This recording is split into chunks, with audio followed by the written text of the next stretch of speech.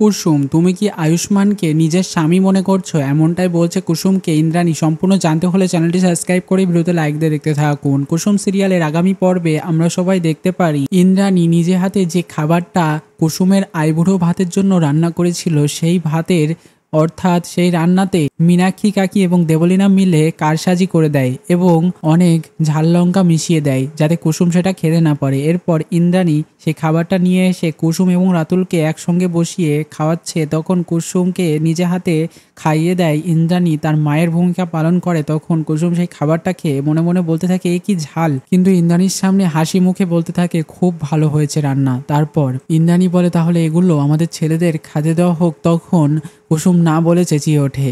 এদিকে মীনাক্ষী তো ভয় পেতে থাকে। তারপর দেখা যায় কুসুমকে ইন্দ্রাণী বলতে থাকে যে এই যে শুটিং এর দিনে এত রীতিনীতি পালন করে তোমাদের বিয়েটা হয়েছে, তার মধ্যে কি তোমার মনের মধ্যে কোনো এফেক্ট ফেলেছে আয়ুষ্মানকে নিজের স্বামী হিসেবে বা এমন কিছু?